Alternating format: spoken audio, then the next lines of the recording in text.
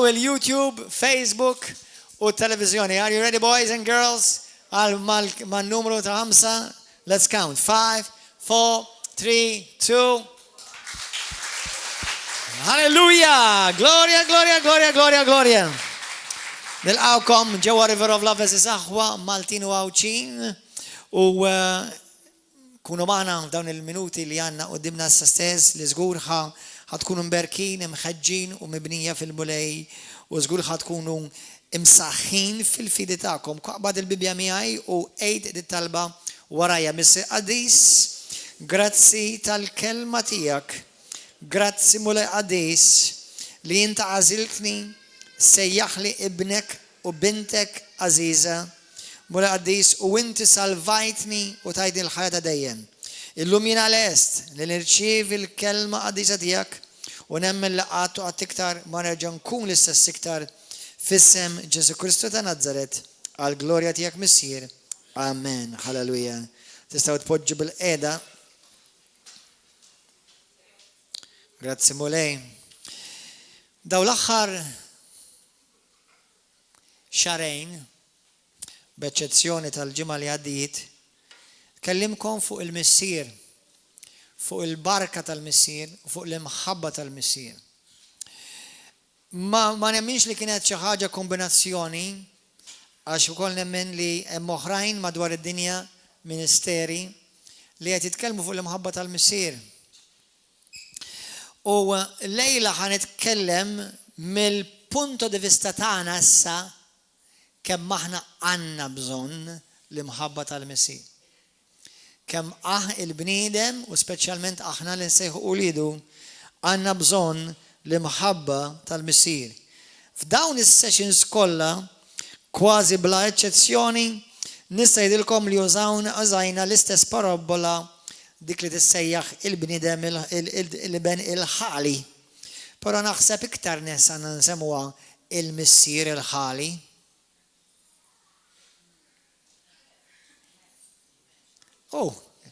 Il-ġenerus u li lilu swietu kollox. Morru ftik ta' Luqa kapitlu 15. Luqa 15. Vers 11. Jekk kent indunaw u għal kemmet naqraw l-istess passaġġ, però tnieħdu punti differenti għal kull okkażjoni, għal kull messaġġ li nitkellmu. L-ewwel tkellimna fuq l-imħabba tal-Missier, il-barka tal-imħabba tal-Missier ta' l-aħħar waħda li għamilna nħeġġitkom jekk ma rajtuhomx morru warawhom. Illum il-messaġġ huwa aħna għandna bżonn l-imħabba tal-Missier. Jew nkella nista' ngħidilkom ukoll ngħidulek hekk ara. Jiena u inti niddependu, ħajjitna tiddependi fuq l-imħabba tal-Missier. Ħajjitna tiddependi fuq l-imħabba tal-Missier. Are the English speaking? Do they have headphones on? Wonderful. Okay. L-imħabba tal-Missier. Ħana qrawha u mbagħad niftaħ daqsxejn fuqha fuq dak li l-Missier u l-mulej poġġieli fuq qalbi. Vers 11. Għalilhom u l-kol Ġesu kien hemm raġel li kellu żewġ ulied. Iż-żgħir qal lill-missieru, Missier agħtini s-sem li jmiss lili mill-ġid. U dak qasmilhom il-ġid. By the way, f'kultura ludija, meta inti tmur fuq missierek u titolbu is-sem tal-wirt tiegħek, int lill-missierek qed qisu mejjed. Għax il-wirt suppost jiġi moti wara li jmut.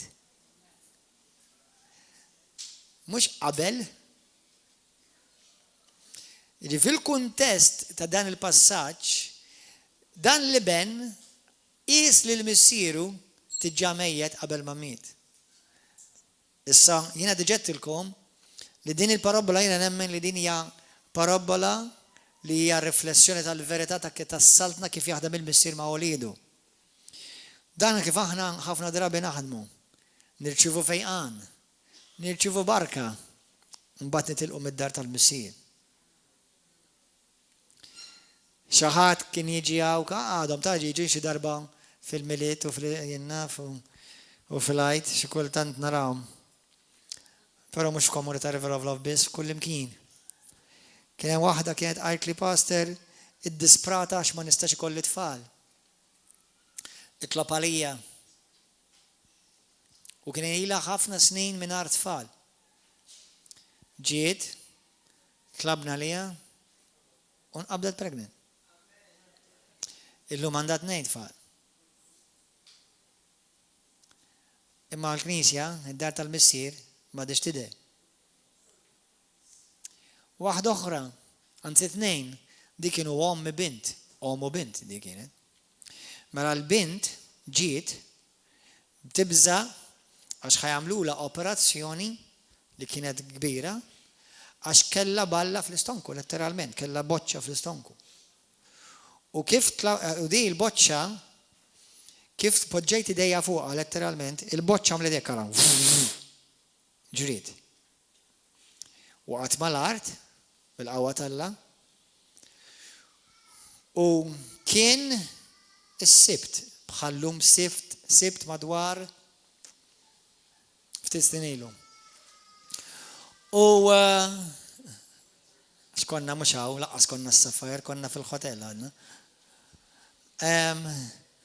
U niftakar kien is-sibt għadha l-ħadd u 2 ħadet idħol operation.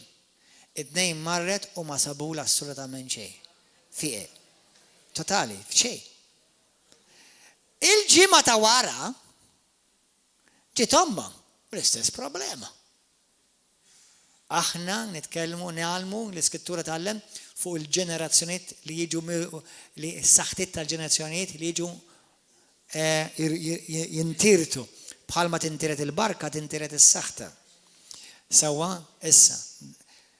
U hi wkoll ġiet problema l-istess fl-istess serja ma naħsbux jekk kienet boċċa kienet pjuttost xi ħaġa ta' problema tad-demm u ġieħ fl-istonku.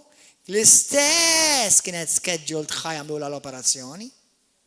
Xi kultant laqqas minnhom dawn l-istejjer tgħidli kif jistgħu jiġu ppjanati daqshekk perfettament. U dit fiq ukoll. Dit fiq ukoll. U minn hemm lem sparixxew. Irċevew il-wirt u telqu mid-dar tal-Missir. Familja dal-erba minn ma samax il-messaġġ mur isimgħu. Familja ġiet u jikbu l il-missier għax it-tifel tagħhom qed jiġi msawwat minn demonju fid-dar. Ġew, il-grazzja għala qawwa, it-tifel ma baqax jiġi msawwad, dak l-ispirtu ma darx iktar fid-dar u baqgħet ma rajnihom iktar. Ħafna Kristjani jagħmlu hekk.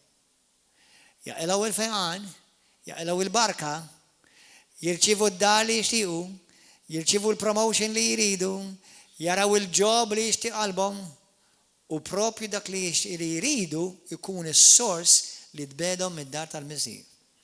Avolja m'għandux bżonn ikun il-barka u għall-bniedem. Il-bniedem qalbu ħażina. Imma billi jibdel il-bniedem il-missier ma jitbiddilx.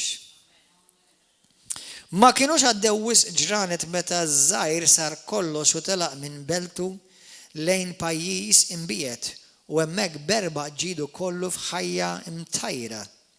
Meta ħela kull ma kellu fuq dak il-pajjiż waqa' ġo kbir u beda jħoss ruħu fil-bżonn. U mar daħal ma' wieħed minn dawk il-pajjiż. U mbagħad fir-raba tiegħu jira u bagħtu fir-raba tiegħu jira l-ħnieżer.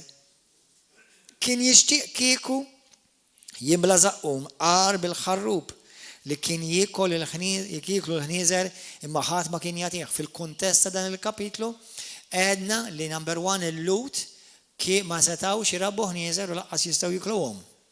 Jiġifieri il-ħanżir għall-lut kien ikkonsidrat l-iktar annimal maħmuġ. U għalhekk fil-parabola l-oħra naraw fej mhux parabola, storja vera, fej Ġesu jitfa' fil-ħnieżer jagħti il-demonji permess li jidħol fil-ħnieżer. Għax id-demonju fil-lat spiritwali huwa kreatura maħmuġa u fil-lat naturali il-ħanżir allut kien kreatura maħmuġa. Illum ħafna minnkom tiklu ħafna l-ħanżir. Issa, mhuwiex dnub, però tiklux bħal ħanżir.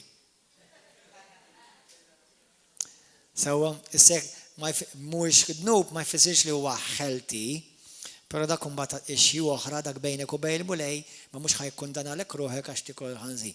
Sewa issa għandek problema ta' tikol isek ħanżir dak huwa dnub tal-glutanija. Sewa, ġifieri jista' jkun qed tikol il-ħass. U jekk qed tikol ħafna ħass. Sewa, mhux tab xejn timxi bil-ħass imbagħad. Vers 17. Imbagħad daħal fi nnifsu qal kemm lavranti ma' missieri għandhom ħobż bix-xaba u jien qiegħed hawn immut bil-ġuħ. Ħanqum u murant il-missieri u ngħidlu missier nibt kontra s-sema u kontra tiegħek. Rajna hawnhekk kif dan ġilura b'qalb nidima u ħafna li jridu jesqu lura lejn il-missier u jesqu lura lejn dan il-missier biex jiġu sew jridu jiġu b'qalb nidima. Ma jisħoqlix qal u t-tifel li ben qalu qal ma jisħoqlix iżjed nissejjaħ ibnek. Żommni b'wieħed mill-lavranti tiegħek. Għamu telaqant il-missieru iżda kif kien għadu fil-bot, missieru lemħu u tħassru u bġirja waħda dan kien l-ewwel messaġġ tiegħi meta Alla ġara. Bġirja waħda mar inxteħet fuqhom u bisu. U dan qallu missieru qallu missier qallu ibnu dnib kontra s-sema u kontra tiegħek ma jistħoqlix nissejjaħ ibnek. Issa hemmhekk bil-Malti għandek full stop u inverted commas close bracket. Farek inti daqraħħa fil-Grik għandek dak li qisek tgħidlu qisu l-ħsieb waqaf. Ħsieb waqaf u qabeż missieru. Jiġifieri missieru laqqas ħallih ikompli s-sentenza u qallu il-missier aqtaħħa. Issaw. Għaw xi ħadd juża l-kelma issaw bil-Malti? Ma għax minn fejn ġabuha di issa. Issa, jew, ġibulu l-isbaħ libsa. U by the way, ġibu l-isbaħ libsa fis-saltna ta' minni. Tal-mulej stess. Għalhekk inti l-ktib ta' Eżajja tgħidlek he clothes you with the robe of righteousness. Li inti sirt you are the righteousness. Not you have, you are the righteousness. Amen. U libislu, imma ħanidikom xi ħaġa dawk li ma smajtuwiex ħankompli għax illum daqsxejn differenti. Imma ħanidikom xi ħaġa. Meta dat tifq isimgħuni moħħkom hawn. Il-lejla ħanitkellmu kif jiena u inti għandna bżonn l-imħabba tal-missier. U meta ngħidlek għandna bżonn mhux bħal meta ngħidlek pereżempju għandi bżonn naqbad tal-linjeta. Jew nkella meta ngħidlek għandi bżonn jien naf nilbes mispolita. Qed ngħidlek jiġifieri meta ngħidlek we need, that means we depend upon. That means everything broken in our lives will find its root back to the lack of the Father's love. That means by that I say we need għandna bżonn. Ġifieri bħalma jiena u inti biex ngħixu. Irridu nnifs hekk biex inti tgħix tieħu tixrob mill-imħabba tal-missier. Halleluja. Glorja l-mulej. Imma dat tifel isimgħuni. Dat tifel meta dbijat mid-dar tal-missier ma baqax jara lilu nnifsu iben. Imma xi ħaġa li hija tal-għaġeb, il-missier ma biddilx femtu u ma biddilx kif jara lill-ibnu, xorta baqa jarah ibnu. U inti u jien li d-dnub ikissirni, li d-rebellioni tfarrakni u x-xitan jibda jġelli nemmen li għajlna Alla iktar ma jħobnix. Alla li iktar ma jridnix. Issa ma jistax jużani iktar. Alla ma biddilx femtu fuq dak li qal fuq hekk. Halleluja. Imma x-xitan iġelek temmen li inti issa Alla madux iħobbok, madux ħares lejk bl-istess mod. Imma dik hija gidba għax Alla ma jħobbokx ibbażat fuq inti kif taqdi u tobdi, Alla jħobbok għax int ibnu. Il-wliedi jiena ma nħobbhomx ibbażat fuq kemm kapaċi jobduni, jew kemm kapaċi jinnaf jagħmlu affarijiet tajbin, imma nħobbhom għax huma imwilda minni. Huma laħmi u demmi. Alleluja. U inti ma tistax tobot il-demmek. U l-iskrittura tgħidlek Alla ma jistax jobot lil uliedu. Alla ma jistax jiġħad lilu nnifsu. Dil-barek tgħidlek fl-iskrittura fit-2 Timotju 2 tgħidlek jekk aħna ma nibqgħux fidili u jibqa' fidili għax hu ma jistax jiġħad lilu nnifsu. Have you ever thought about that? Though we are faithless, he remains faithful, for he cannot deny himself. He doesn't say he cannot deny you, he cannot deny himself. Me and you are part of himself. Hallelujah. Inti jekk tweġġa lill-libni, mhux biss il-libni tweġġa lili. Amen? Hallelujah. Grazzi mulej. Illum li rridu nifoka huwa di. Meta jiena u inti dnibna, meta jiena u inti ma qbajniex nimxu mal-mulej, tlifna il-valur tagħna. Tlifna dak li Alla jgħid fuqna. Mhux mill-punto di vista tal-Alla, mill-punto di vista tiegħek.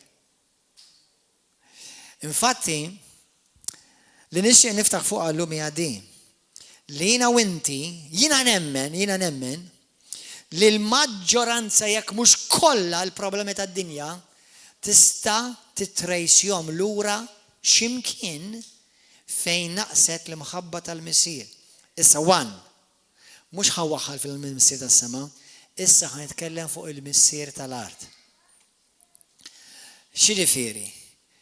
Jekk jiena naqbad is-soċjetà, jekk jiena nħares lejn pajjiżi, jekk jiena nħares lejkom, nibda nara li ħafna minnkom qed iġġorru ħafna feriti f'qalbkom u m'intomx tiffunzjonaw sew fil-qofol u fil-milja tal-imħabba tal-Missier minħabba li x'imkien fejn jidħol l-irwol tal-Missier naqas.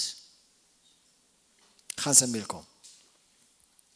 Inti għandek nies, per eżempju, fil-Knisja, mhux fid-dinja, ħanitkellem għall-ulied, mhux għall-qaddejja, għall-ulied. L-ulied għandek l-ulied fil-Knisja li jibatu mill-konfidenza, self-confidence. Min fejn ġejja di? Fil-bidu tal-messaġġi tiegħi tiftakarx qedtilkom x'il-kelma tfisser il-kelma Missier? Aba? Tfisser dak li jagħti l-ħajja. Jew nkella bil-ludi wkoll tfisser funtana tal-ħajja. Infakkarkom daqsxejn fil-messaġġi ta' qabel fejn Ġesu ġie jurina lil il-Missier.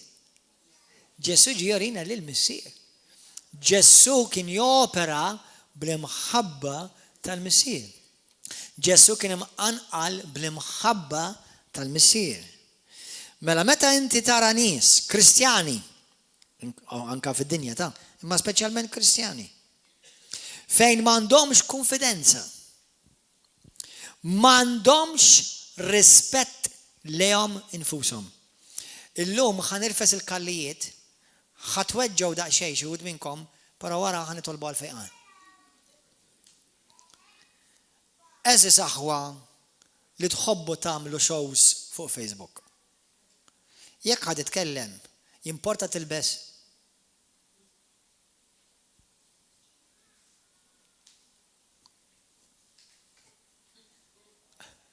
X'jiġifieri? Inti taħseb li tidher sew titkellem fuq il-mulej u żaqek barra kollha suf?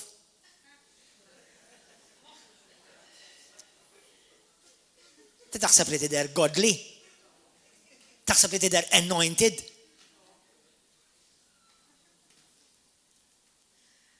Inti taħseb li tidher sew, tgħid praise the Lord u mbagħad sidrek kollu puppatu bix-xaqq fin-nofs jidher. Inti taħseb minn ħajqod jarak ħajqod jaħseb fuq Ġesu?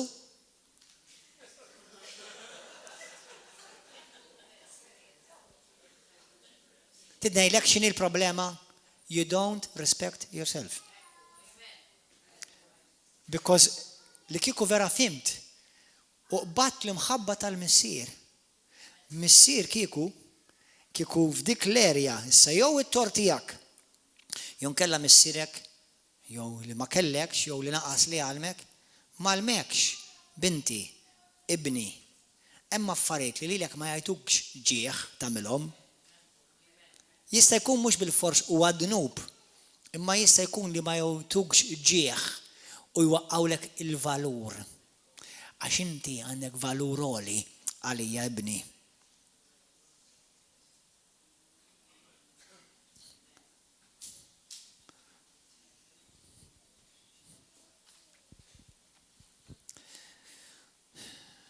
ħafna fil-ġisem ta' Kristu li jibatu għandhom problemi ta' sekurtà, ma jħossuhomx sikuri, ma jħossuhomx ċerti fuq anfushom.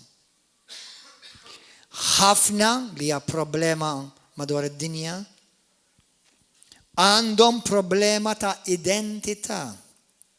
Jew nkollha jgħid ukoll ta' stima lejk innifsek. Number 1. Ismawni aħwa, l-allim irid studenti. L-evangelist ifittex il-midinbin. Ir-raj ifittex in-naċ. Il-missier ifittex l-ulied. Ismawni, jekk jien u int ma naqbdux din, ma naqbdux l-importanza ta' kemm jien għandi bżonn niskopri l-imħabba tal-missier tas-sema u nfittex l-infiq anke jekk nħossni tajjeb. Infiq. Fejn jiena ma kellix konnessjoni tajba f'ħajti mal-missier tal-art. Il-problemi li s-soċjetà qiegħda tikber fihom nista' ngħidilkom qed jikbru minħabba familji jitkessru u l-irwol tal-missier mhumiex qed jaħdem.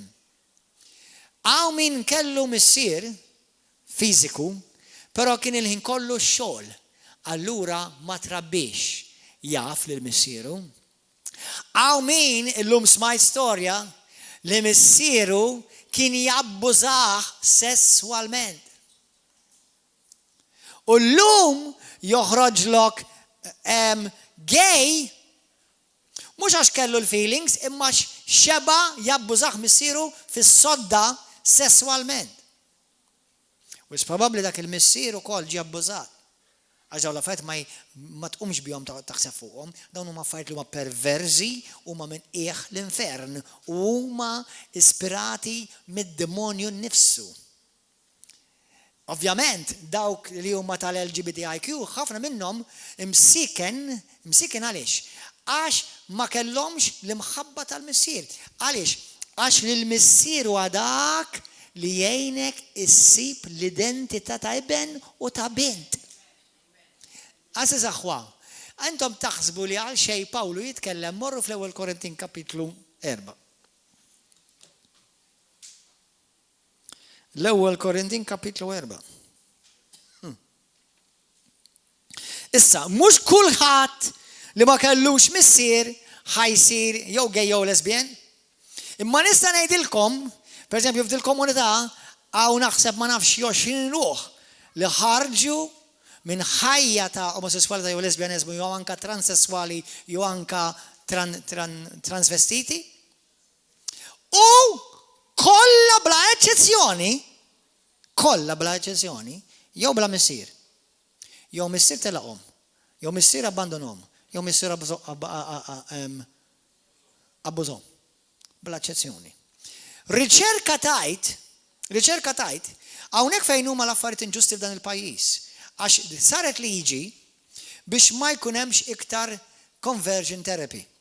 Issa, jiena tikammil darba wetta fuq it-televiżjoni jiena ma nipprattika l-ebda conversion therapy. Number 1 għax għandi l-alla l-missier. M'għandi bżonn conversion therapy. Imma hawn nies li għandhom bżonn l-għajnuna u msiken ma jiġux River of Love jew xi knisja simili, imma ma jixtiequx ikollhom dik l-għajnuna, ma jixtiequx ikollhom dik il-ħajja u m'għandhomx fejn jfittxu l-għajnuna llum. How ġustu, kemm aħna ġusti f'Malta. Ix demon krazzijaw. Demon krazija. Sawa. Imma nemmen li nies li jixtiequ dak id-dritt għandu jkollhom.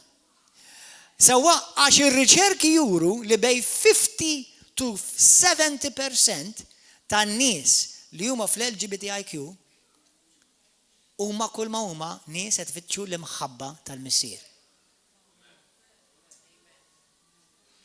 Forsi mhux kulħadd ħajsir xi LGBTIQ, hemm minnhom isiru X ukoll. U għandna minnhom. Halleluja. Imma hemm minnhom li jsiru kriminali. Hemm minnhom li ma jistgħux isibu mara u jgħixu magħha għax il-ħin kollu jbidlu n-nisa. Hemm minnhom li ma jistgħux isibu raġel għax il-ħin kollu tiġri mara għaliex għax fir-raġel qed tipprova tfittex il-missi. Imma mbagħad inti ikollok soċjetà hijacked minn nies li huma aspirati mid-demonju, il-Alla ċaħduh u kaċċewh il-barra u jgħidu lek ara ma tmux jitkellem fuq convergent therapy. Jiena m'għandi bżonn convergent therapy. M'għandi bżonn. U minn għandu l-Alla m'għandu bżonn convergent therapy. Imma hawn nies li għandhom id-dritt li jkollhom jekk ifittxuha. Imma intom neħħejtuhomlhom b'mod inġust u fuq gideb.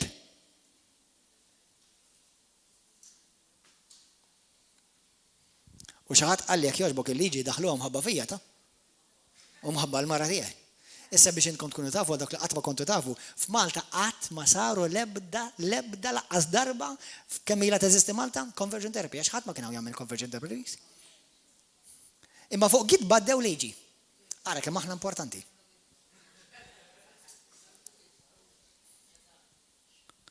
Imma għaliex qed titkellem fuq dawn l-affarijiet? Għax jien fl-esperjenza tiegħi number one meta ntqajt ma' nies li huma jew gays or lesbians, ħafna minnhom they're very sweet, very friendly. They're fun to be with, actually. Tifhem? Imma they're broken. We are all broken. You are all broken. Bil-papa, bil-isqof, bil-assassin, bil-soril, bil-pastors, bil-leaders, bil-apostlu. We are all broken. Kollha għandna bżonn l-imħabba tal-Messi. Halleluja. U x'inhi l-problema? Jekk m'hemmx il-missier, ħansaqsikom mistoqsija, tistħux ta' kemm hawn minnkom ma kellkomx trobbija ta' missier u lidejkom. Ma kellekx trobbija ta' missier. U lidejkom, allura ħanarakom ċar. Kemm hawn minnkom missierkom abbandonakom jew ma kienx magħkom. Oħrajn. Issa mhux ħajdilkom jekk missierek abbużakx. Sewwa? Ma jeżistu. Hawn nies f'River of Love, jiġu River of Love. Li jiena naf l-istorja tagħhom, missierhom abbużhom sesswalment. Naf storja oħra, ommhom kien iġġib irġiel fid-dar tagħhom u xi irġiel li kienet iġġib fid-dar u lieda jarawha kif jgħidu tipprostitwixxi lil nifisha u jabbużaw ilu li daw ma tafx. Daw l-istejjer li huma f'Malta ta'.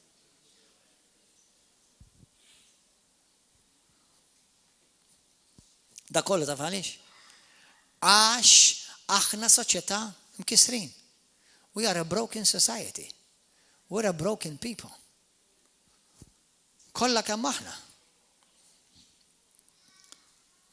Ħadd ma jiskandalizza ruħu għax istorja smajtihom hawn Malta ċertu nies naf li mhumiex kollha imma ċertu nies li jissejħu fathers. Taf kemm hemm stejjer fuqhom. Mbagħad jibgħatuhom parroċċ oħra. Tafu li ir-reliġjon ta' Ruma ġiet żborzjata finanzjarment minħabba kemm il-darba ġiet issujjata. Issa unut li nipponta subajja, I'm just telling you a fact. Il-fatt huwa li hawn nies li fittxew l-Alla, fittxew l-imħabba tal-missier u sabu l-abbuż.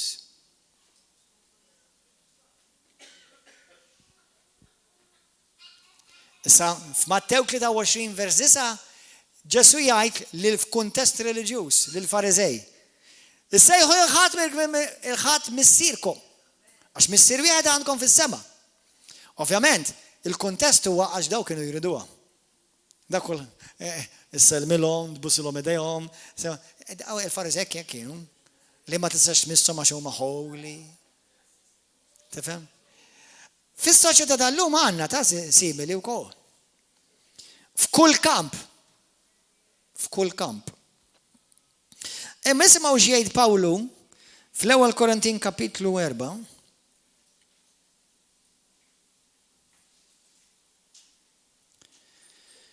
Halleluja. Vers 14. Minix nikteb dan biex inħamrilkom wiċkom, imma biex inwiddibkom bħalu li jeżis. Għax jekk għandkom beluf għallima fi Kristu, ma għandkomx ħafna missiriet, għax jienu li bl-Evanġelju nissiltkom fi Kristu. Aħna dil-komunità nemmnu fil-missiriet spirituali. Il-Bibja tgħidlek ma jistax kollok 10 missier spirituali, wieħed ikollok missier spirituali. Dak huwa missierek dak li jġiblek li Kristu, irabbik fi Kristu, jtellak fi Kristu. Sewwa issa f'kuntest Kristjan ma noqgħodux ġeneralment insejħulhom fader, sewwa nsejħulhom pastor. Imma mhux kull pastor jopera hekk. Aw aħna peress li aħna River of Love, aħna noperaw bil-konċett ta' missier spirituali u wlied. Aw min jaħdem pastor u membri. Intom mhux membri, intom wlied. Il-missier tas-sema l-ewwel qabel kollox. U wliedi fil-mulej. Dawk li intom parti mir River of Love. Qed tifhmu? Għodu bravi ħa noħroġkom.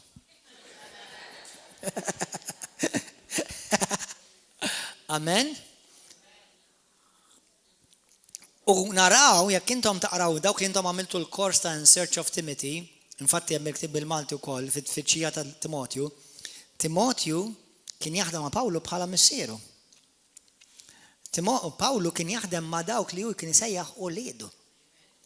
Meta s-saltna topera kif suppost. Amen? Imma għaliex qed ngħidilkom dal-klim, għax il-koll kemm aħna għandna xi defiċenza, qed tifhmuni sewwa dik? Defiċenza mhux tal-vitamina C, tal-vitamina tissejjaħ l-imħabba tal-misier. U Alla ovvjament meta titweled minn ġdid l-ewwel qabel kollox inti ssir iben u Alla tassa ma jsir missierek. Però mbagħad itik missier spiritwali fil-ħajja. Għax inti ħanilkom aħwa. Xi ħaġa interessanti id-diska li għadna kif smajna u li ħarġet jumejlu The Blessing Malta, The Blessing xejdu il-barka ta' Malta, il-barka fuq Malta. Dik taf x'inhi dik it-talbinti. Dik hija talba tal-missirijiet ta' fuq l-uli. I pray God will show you prophetically what's happening in our nation right now. Jiena meta nara ċertu affarijiet isiru warajja, madwar ma narahomx biss bħala Gordon, narahom bħala profeta u profetikament ċed isir madwarna. Taf x'qed jgħid bħalissa l-missier u liedi jien il-missier ta' pajjiżkom ejjew lura għandi. Halleluja. Dik il-barka fil-ktib tan-Numri kapitlu 6 hija it's called the Father's blessing. Intom x'indunaw x'inhu jagħmel il-mulej? It's the Father's blessing. Dik kienet il-barka li l-missieriet kienu jaqraw u jiddikjaraw fuq ulieda. U llum ħan iddikjara fuq minnkom li għandkom weġġat, għandkom feriti, għandkom bżonn tissaħħu. Taf li inti, pereżempju, ħafna minn li huma llum il-ġurnata parents, ġenitur, ma jafux kif ikun ġenitur tajjeb għax ma kellhomx ġenitur tajjeb qudiemhom. Ma jafux kif. U allura qed iġorru ħafna weġġat, qed iġorru ħafna feriti. Fil-ktib ta' pereżempju xi ħaġa oħra, skużawni. Fejn għandek taf kemm hawn nies li għandhom problema Kristjani, li jirċievu l-imħabba? Ġilint għajtu ma' nies li għandhom problema, forsi tgħid li dak jien. Għandhom problema jirċievu l-imħabba, ma jafux kif jirċievu l-imħabba? U l-moment li jirċievu naqra mħabba jirġettawha? Qed tifhmu? Jew inkella ma jafux kif jagħtu l-imħabba. Jiena nemmen, ovvjament tgħid li ħankun bias ta' xi raġel. Pero jina nemmen li Alla ħalaq il-missier biex l-ulied iktar mill-om jitilgħu sana fl-identità tagħhom. Isimgħuni, l-om għandha l-rwol tagħha u mingħajr l-om it-tfal ukoll ibatu. Però huwa l-missier li jagħti lill-wlied l-identità, mhux il-lom. Għalhekk il-Bibja tgħidlek over and over again. Efesin kapitlu 6, vers 1-4. Lut kapitlu 12, kollu. Missierijiet! Ħudu ħsieb uliedkom, iddixxiplinawhom, ittrenjawhom, approvawhom, inkoraġġuhom. Kollha l-missierijiet dak ix-xogħol il-missierijiet. Dak huwa xogħol il-missierijiet. Halleluja. Mhux għax l-om ma tistax, imma pereżempju ħantikom eżempju fid-dar tiegħi stess. X'differenza meta niddixxiplinhom jien u tiddixxiplinhom Marjella? Xi drabi tfal tiegħi kif tiddixxiplinhom naqal mami, jiġu ħdejja jibdew jitqu. Imma jekk tiddixxiplinhom jien, immorru ħdejja l-mami mwerrura.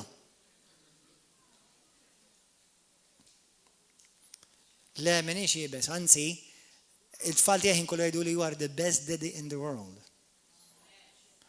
U jiġifieri l-approvazzjoni ħatta minnu li stess. Imma nilab magħhom, ngħidilhom huma bravi, intelligenti, imbirka, magħżula, speċjali, għandhom pjana l-Alla fuq. I speak these things over them constantly. Ħalli ma jkollhomx għalfejn jqogħdu jiġru wara xi waħda jew wara xi wieħed biex jagħtihom identità, ħajħorġu mid-dar, tiġġa stabbiliti fl-identità tagħhom bħala raġel u raġel talla.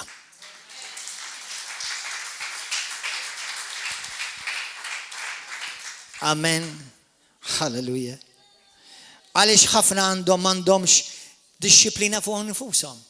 Ma ġewx malma mill-missier.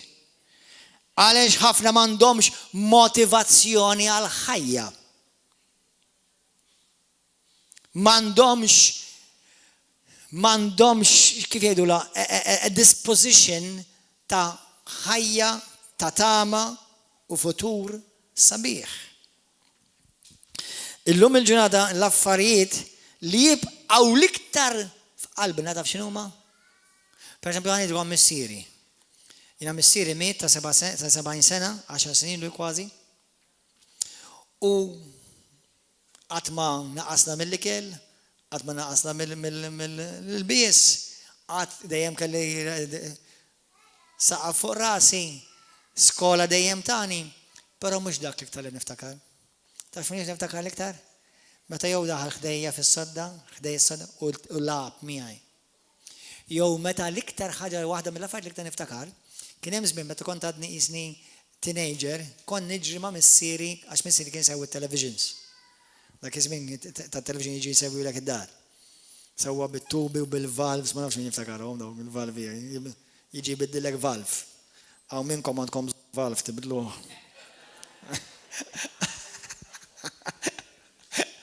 U niftakar fil-karozza fej konna għattaw ħin nitkellmu.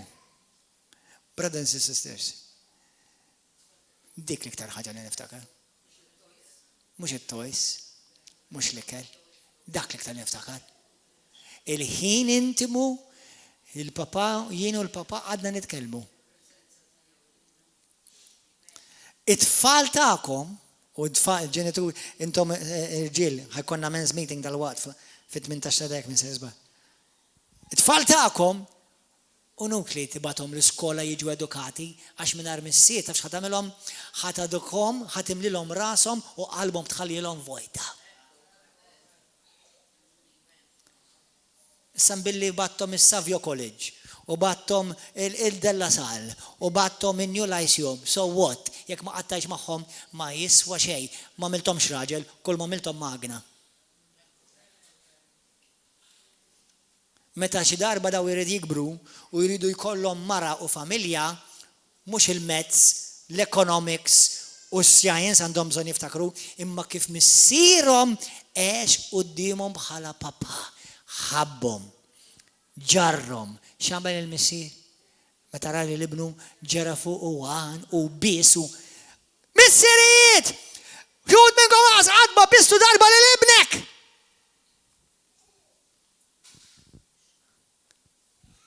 Ġili bistu l-ibnek int. Xina mux imdorri. Idra! That's the first thing and the first time for everything. Buksu l-ibnek, buksa l-ibintek. Mux b'mod perverz, ovvjament. Sewa, buksom.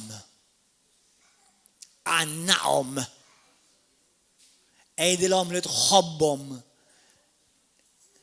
Dal-għodu t-tifel għalli, kemm il-darba taħseb li għatlek nħobbok da di? Kull jum, naħseb kull jum, ta' mux sena fġima, kull jum naħseb jgħidi li bej 200-300 darba, I love you.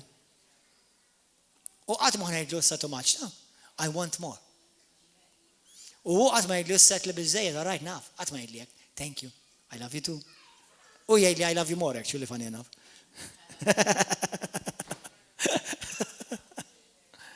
Dak li l-ulidi, bil-grazja d'Alla, ħajkollhom u li ħajja twila, ħajja prospera, ħajja mbirka, ħajkollhom il-challenges u l-sfidi, u dak li ħajmlu għom irġiel talla, ma ħajiftakru l-papa. Ma kellux problema jgħidilhom inħobbok, ma kellux problema jannaqhom, ma kellux problema jbushom, ma kellux problema jgħajjat magħhom u jifreżaw.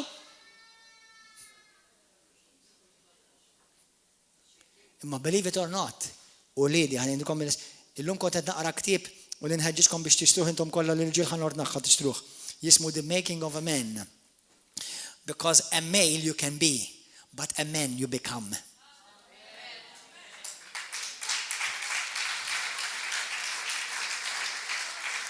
If I look what's between your legs, I will determine whether you're a male or a female. But it's God that makes you a man. Jekk inħares bej riġlejk niddetermina jekk intix mara jew raġel, irrelevanti x'jgħidu dawk laqqas jafu x'inhuma. Sewwa imma huwa Alla li għamlek raġel. Huwa Alla li tagħmlek mara, jagħmlek mara. U Alla irid jagħtik il-grazzja biex tkun missier u om. U tittaraf l-mħabba tal-missier. Kemm hawn nies inklus anke River of Love fejn jgħidu li pastor kemm nixtieq li qatt ma tlift il-missieri meta kont żgħir. Kemm nixtieq li kelli ħafna iktar ħin ma' missieri. Ma ninsi qatt, avolja l-lum għandi l-ommi hawnhekk u nirringrazzja l-ommi. Imma ħanidru maħwa, tara l-mara tara om tikpi normali. Imma tara missier jikbi mhux normali.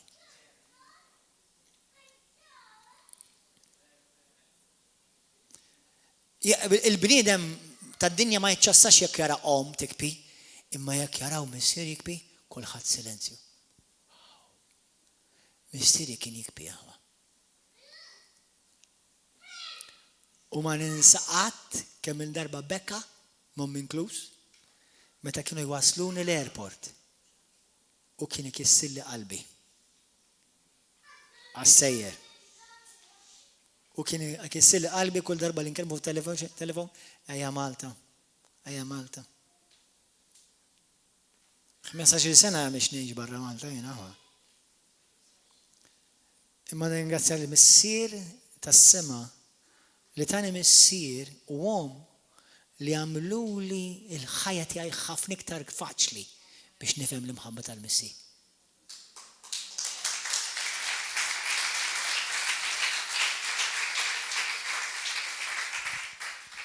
Xi wħud minnkom nisa tħossukom li intom minnhom xtatu biżżejjed il-uliedkom għax il-missier ta' wliedek telqek. Il-mulej grazzja speċjali għax inti tittamel xogħol doppju. U l-mulej jgħinek u jħares lejk b'imħabba. U jtik is-saħħa għax ħafna ommijiet iridu jagħmlu xogħol doppju. Għax ma kellhomx raġel, kull ma kellhom maskili biss. Li kellu organu bejn ġismu, imma ma kienx kapaċi jirrabbi il xi ħadd li jagħmel hu stess. U għandhom ħafna ommijiet li għandhom bżonn ħafna għajnuna. U Alla, ovvjament, fi knisja imdaqsaw ta' ċertu numru ix-xogħol jikber. Imma għalhekk il-mulej fil-ġisem ta' Kristu jtina missirijiet. Itina missirijiet. Missier spirituali. U minnu missierek spirituali, daw kolla tisseg fuq YouTube u Facebook, jekk m'għandekx missier spirituali inti, għadek orfni. U jekk inti m'għandekx, qed niftaħ l-adottazzjoni, applikazzjoni tal-adoption. Ovvjament, tkun parti minn dil-familja. Jekk jista' jkun twilidtaw, imma ħafna nies li twildu f'orfanatrofju minn flok familja. Aw knejjes fid-dinja li mhumiex families, they're just an orphanages. They change every month. Orphanage. This is a family. River of Love hija familja. Issa xorta waħda ċertu għolit bħalma tallimna jaġixxu ta' orfni, imma mhux minħabba dal-Missij. Ħafna drabi kun hemm komplikazzjonijiet fil-familji naturali. Kemm hawn min jgħid li pastor kemm nixtieq li l-papa qal li nħobbok il-ġimgħa l-oħra. Ovvjament jiena qed ngħid mill-esperjenzi ta' River of Love stess. Familja li ringrazzja lil mulej li wara li ntqajna magħhom. Il-missier għandu problemi mal-iben, ovvjament ħafna drabi kollu l-problemi mal-om ukoll, għax missieru qatt ma qallu li jħobbok. Allura illum il-ġurnata missi ibni li l-ibnu qatt ma qallu jħobbok. Qatt ma qabadlu idu. Jew għanqu. Tafx kelli nagħmel magħhom? Kelli nagħmel session kif jorih, kif nori lill-missier kif jgħid l-ibnu qudiemu. Inħobbok ibni. U t-tifel tiegħu qed jikbi. Għax qallu inti qatt ma tgħid li tħobbni.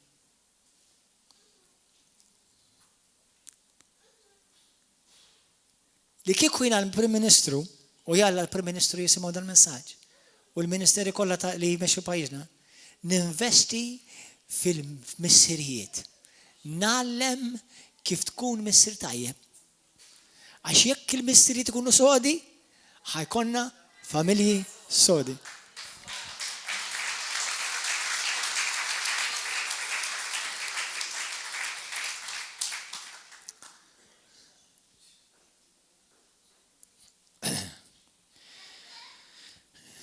Xaħat għalli kemm nixtieq li kull papa kien jilab miegħi.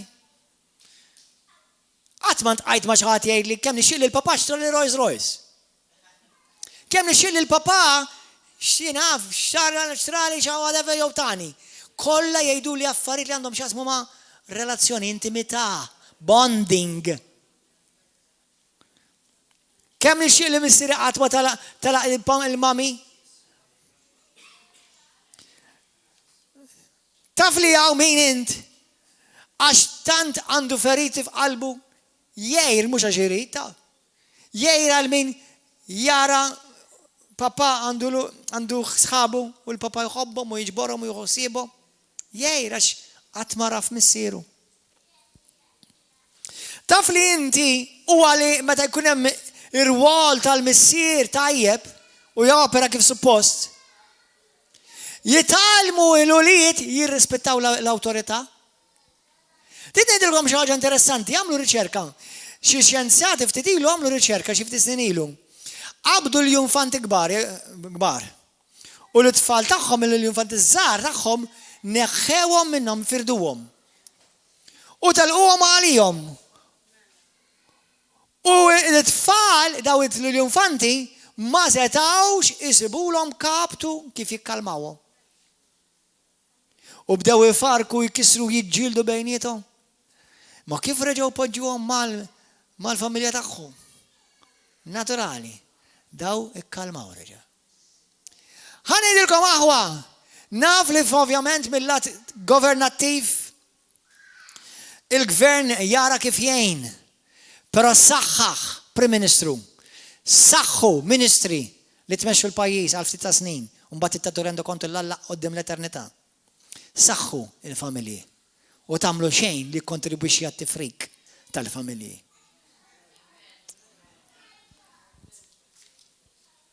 Saħħu l-familja naturali għax permessa dik it-tip ta' familja biss it-tfal jistgħu jiġu fil-ħajja m'hemm l-ebda mod ieħor.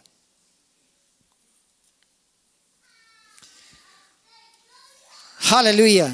Ħanaqralkom l-aħħar skrittura u ħnitolbu praise and worship team. Come. Mor fi ktib ta' Malakija. Malakija 3.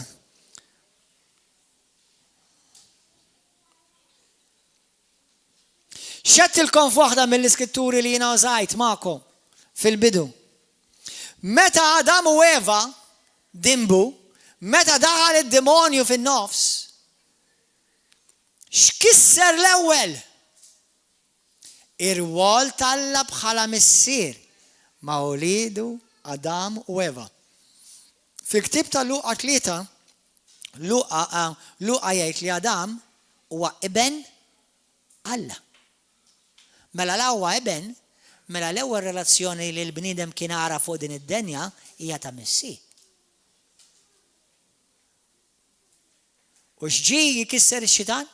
Ir-relazzjoni ta' ibn u missier. Aħwa, jiena nemmen li qed ngħixu fi staġun tal-missier, fil-mħabba tal-missier. Meta xi ħadd, ħanejdilkom aħwa, jiena ġieli ovvjament avolja ħafna ixerdu ruxma ta' gideb u odju, tismawx ilhom, jekk tistaqsi xi ħaġa kux veri u le saqsi lili. Jew dak li jkun. Però meta jiena nitqajt ma' nies li ħarġu mill-ħajja jew lesbjana, jew omosessuali, il-moment li jsibu lil Kristu vera u jiskopru l-mħabba tal-missier, jibdew jaraw lilhom infushom differenti. Tidnejlek għaliex? Għax kif inti titwilet miġdid, x'jiġilek l-ewwel ħaġa? Issir ibn u tibda b'relazzjoni mal-missier.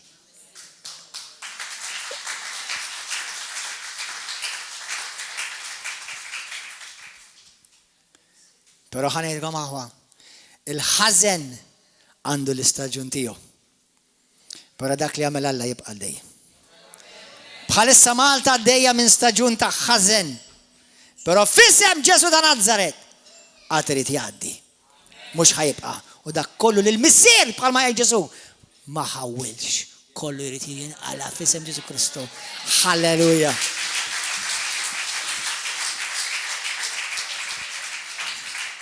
Halleluja. Għalhekk itolbu sumu. Ktib ta' Malakija kapitlu 3. Lejla, ħafna minnkom li għandkom feriti u weġġat, jew għax kont abbużat minn missierek, jew għax missierek abbandunak, jew missier kien ibes iżejjed miegħek, missierek qatt ma għallek li inti prezzjuż, li inti sabiħa, li inti għandek valur, li inti kollox għalih. Qatt, lejla il-missier ħajsqar daw l-affarijiet fuq. U tista' tkun xieħ, u tista' tkun anzjan, u tista' tkun anzjata, ma tagħmilx differenza. Isimgħu aħwa. Aħna bħal ħafna Kristjani madwar id-dinja nemmnu li Ġesu reġa' ġej. L-Iskrittura titkellem li qabel ma ġie Ġesu l-ewwel darba ġie min? Elija, jew fl-ispirtu ta' Elija.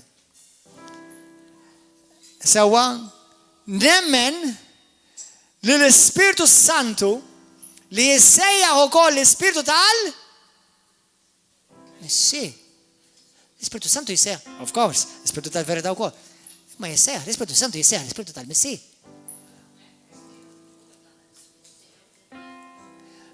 Ġesu fil-Krib ta' Romani kapitlu 8 xejdina. Intom irċivejtu l-Ispirtu li permessiju tajtu Abba Missier. U l-missier jibatilkom l-Ispirtu tija. Jina u inti ma rċivenix l-Ispirtu tal-Qaddisin da. Għana rċivena l-missier ta' Abba Papa.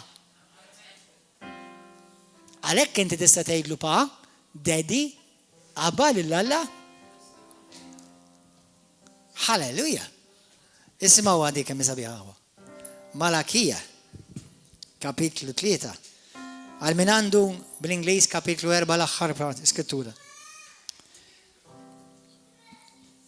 Vers 23 f'kapitlu 3 ta' Malakija. Spiritu Santu qiegħed. Ara jiena nibatilkom l-Elija l-profeta qabel ma jasal jum il-mulej. U jum il-biża, jum tal-ġudizzju. U jdawwar qalb il-missiriet lejn l-uliedhom. U qalb l-ulied lejn missirietom. X'inhu xogħlu? X'ħajamel Elija? X'qed jagħmel l-Ispiritu Santu? Qed jipprepara familja. Uliet li jafu jaġixxu ta' uliet. Jafu minnu missierhom tas-sema. Jafu postom fil-ġisem ta' Kristu. Jafu li huma uliet mhux ġast membri ta' xi komunità jew ta' xi knisja. Aħna l-knisja u aħna l-komunità. Imma noperaw bħala uliet. Number 1 qabel kollox lej missierna tas-sema. U t-tieni, kulħadd nemmen fil-ġisem ta' Kristu għandu jkollu missier spirituali, kulħadd. Sa l-missier spirituali believe it or not ma tażux int. Huwa hu jażel lilek. Għax mhux liben isib il-missier, huwa l-missier li jsib il-liben. Tifhmu? Halleluja. U jekk inti ħanejdilkom aħwa, hawnhekk ħanejd xi ħaġa għax hija verità. Meta knejjes ma joperawx bil-kunċett tal-missier spirituali u uliet, isimgħuni sew. They may be well-meaning, they may be loving, but they're still out of order. Tinnejdilkom għaliex?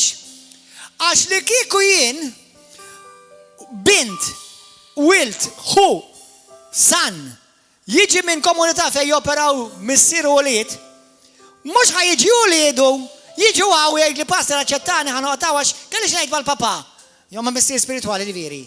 U ġejtaw, x'ma naqbilx ma' missieri. Ngħidlu itlaq il-barra f'isem Ġesu Kristu nħobbok xorta bħala hija waqti, imma tlaq umur irranġa ma' missierek għax dak missiere. Imma meta ma' komunità ma toperax hekk, mela minflok jarawk iben li tlaqt minn dar missierek, jarawk membru ieħor fil-komunità. U ma jibatukx lura, u ma jgħidulekx mur irranġa. River of Love qed toħroġ il-verità x'hemm bżonn toħroġ. Amen.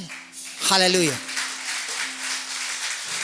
Jekk qed ngħidil għal dawk li intom parti minn komunitajiet oħrajn fejn is-saltna talla topra fejn il-verità tiġi mxandra u fejn il-pastor tiegħek huwa missier spirituali, mur lura li darek. Aħna ħwa fil-mulejt, ħabbex rasek, nħobbuk u nħobbu l-xulxin. Tifhem? U mhux qed ngħidu għal xulxin, mhux qegħdin f'kompetizzjoni għal xulxin.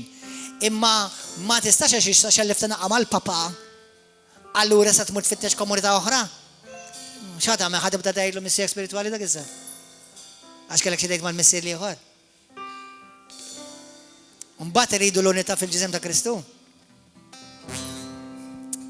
Kapix?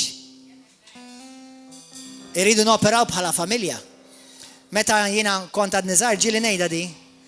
Meta jiena kont għad niżgħir, ommi u missieri u ommi missieri baqgħu, qatt ma ħajġu rreplejsjati. U ġieli mort nikol għand it-tija.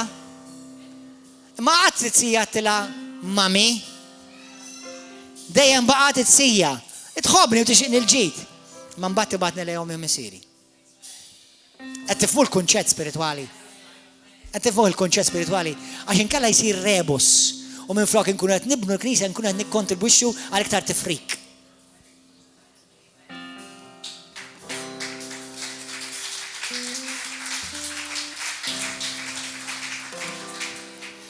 I'm sure li għaw min mux ħajqbel miħaj, that's your problem. You do what you want. Imma l-iskrittura minn Genesis għal Apokalipsi. Pawlu kien jopera bħala missier spirituali u kien joħdem ma' uliedu spirituali. Pawlu jgħidilna li għandhom fil-ġisem ta' Kristu għalla appoġġa fil-missieri spirituali u aħna għandna l-kol kemm aħna għandna ħafna feriti, ħafna weġġat li jista' biss ifeqna l-missier tas-sema u aħna nimxu b'imħabba u b'rispett lej missieri spirituali tagħna. Jiena wkoll għandi missier spirituali.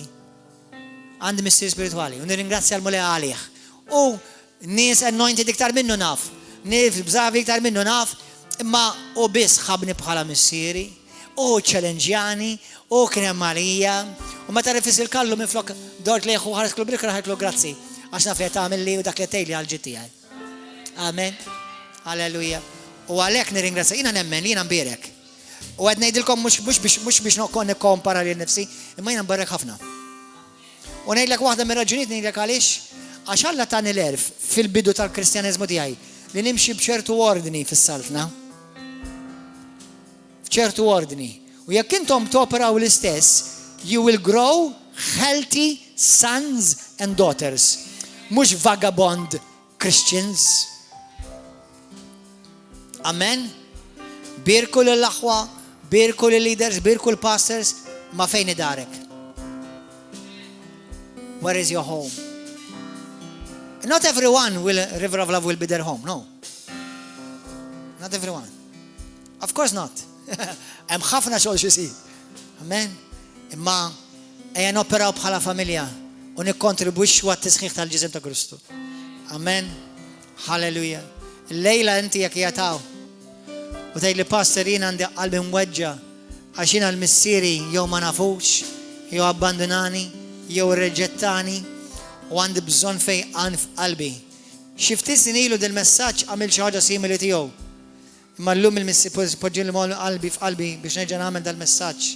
Għax nemmen li dan huwa staġun il-mulej qed jirrestawra l-lub tal-uliet lejn il-missirijiet u l-lub tal-missirijiet lejn l-uliet. Alleluja. Jekk inti llum għall-ewwel darba number 1 għadek tittati ħajtek il-Ġesu għadek minn tissalvat, għadek ma tafx jekk inti xi mwieled minn ġdid u tixkun żgur li nsalvat. U għandek is-salvazzjoni dunbitek maħfura u inti mwieled minn ġdid u inti tissalva ma tmurx intilef għal ħarsqat. U titkun ċert li inti salvato li jdek. Għaw xaħat jagħti ħajtu l-Ġesu Kristu l-lejla l-ewwel darba. Għaw xaħat naħseb ma nafx ħalleluja għaw kollha familja l-lejla. Għaw xaħat il-lejla jxieħat ħajtu l-Ġesu l-ewwel darba li jdek. Kulħadd uqum bil-wifa. Ħana tolbu mal daw in-nies tat-televiżjoni, YouTube u Facebook. Jekk illum tixtieq tagħti ħajtek il-Ġesu. Halleluja. Itlob dit-talba miegħi. Grazzi mulej, itlob dit-talba miegħi inti jaħwa. Thank you, Lord. Biex inti tagħti ħajtek il-Ġesu, is-salva u tibda relazzjoni ta' iben jew bint mal-Missier. Għajdi talba wara minn qalbek għajlu Missi Qadis, niġi għandek permezz ta' ibnek Ġesu Kristu, nitolbok maħfreda d-nubieti, aħfilli mulej Qadis, aħsilni bid-dem prezzjuż tiegħek Ġesu, illum nara frina midneb, għandi bżonn Salvatur, għandi bżonn fejqan, għandi bżonn li inti tfejqan il-feriti ta' qalbi mulej, ejja f'qalbi Ġesu, u llum nibda relazzjoni ħajja mal-Missier tas-sema, u permezz tal-Ispiritu Santu nsejjaħlek Abba Missier. Grazzi tal-li salvajtni, nemmen b'qalbi kollha li Ġesu huwa li bentalla l-ħaj u li permezz tal-mewt u l-qawmin tiegħu jien salvat. Dan mhux bis-saħħa tiegħi, imma bil-grazzja tiegħek Missier. Nagħti glorja u tifħir f'isem Ġesu Kristu. Amen, halleluja. Grazzi mulej, ejja nfarħu l-mulej malaj ftit sekondi. Għatu ċabċiba kbira l-mulej. Hallelujah. Pija, YouTube audience, daw kolla fuq YouTube, Facebook u televizjoni, God bless you. Narawkom il-ġimgħa d-dieħla, il-paċi magħkom. Hallelujah. Jekk inti lejla qiegħed u tgħidli pastor, għandi bżonn it-talb, għandi bżonn infiq mill-weġġat li għandi għax ma kellix l-mħabba tal-Missier. Jew hemm xi ħaġa oħra relatata fil-ħajja tiegħek. Oħra ġew barra ħanitolbu miegħek issa stess. Oħorġu barra malajr aħwa.